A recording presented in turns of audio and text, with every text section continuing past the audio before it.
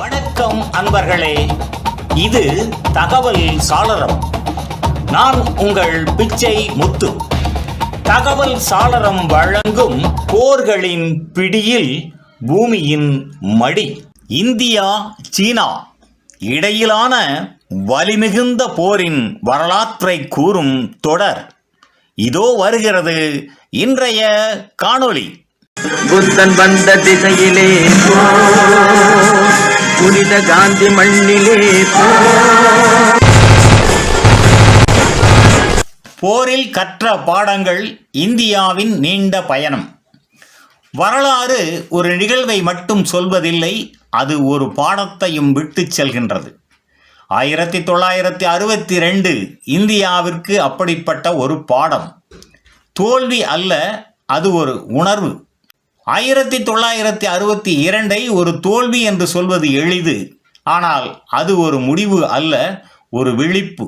India அந்த நாளில் ஒரு உண்மையை ஏற்றுக்கொண்டது: நல்ல எண்ணம் மட்டும் நாட்டை காப்பாற்றாது.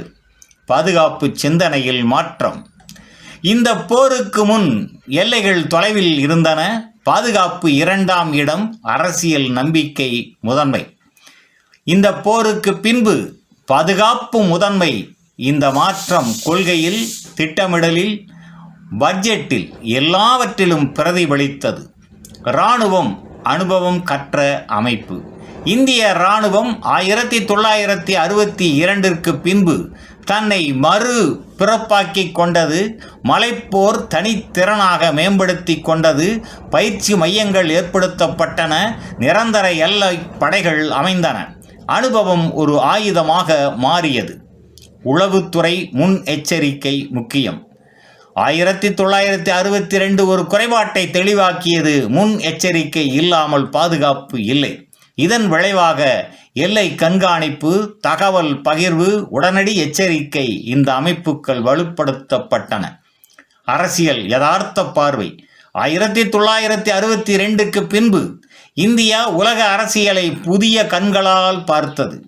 ஐடியலிசம் குறைந்தது, ரியலிசம் அதிகரித்தது. நான் அலைன்மெண்ட் நடைமுறை ஆனது. கனவுகள் தொடர்ந்தன, ஆனால் அளவான கணக்குடன். சீனாவை அணுகும் விதம். 1962 இந்தியாவை, சீனாவை மறக்கச் சொல்லவில்லை, ஆனால் கண்ணை மூடிக்கொள்ள அனுமதிக்கவில்லை. உரையாடல், எச்சரிக்கை, சமநிலை, இந்த மூன்றும் ஒரே நேரத்தில் தேவைப்பட்டது. தேசத்தின் மனநிலை, வலியில் வளர்ச்சி. 1962 ஒரு தலைமுறையை பாதித்தது, ஆனால் அதே தலைமுறை ஒரு உறுதியையும் பிறப்பித்தது: நாம் மீண்டும் தயாரிப்பில்லாமல் இருக்க மாட்டோம். இந்த உறுதி இந்திய பாதுகாப்பு பயணத்தின் மையம். இது ஒரு திருப்பு முனை. இந்தியா பல போர்களை எதிர்கொண்டது, ஆனால் இந்த போர் அனைத்திற்கும் முன்னோடியாக நின்றது. ஏனெனில் அது இந்தியாவின் சிந்தனையை மாற்றியது.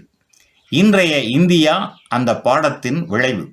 இன்றைய இந்தியா எல்லைகளில் விழிப்பு, இராணுவத்தில் நவீனம், அரசியலில் கணக்கு, இந்த அனைத்திற்கும் அடியில் இந்த 62 போர் தந்த ஒரு புதிய பாடம்.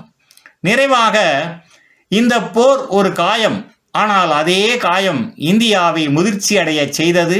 வரலாறு எப்போதும் மன்னிக்காது, ஆனால் அது கற்றவர்களுக்கு வழிகாட்டும்.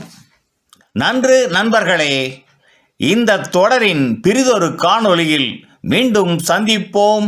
நன்றி, வணக்கம்.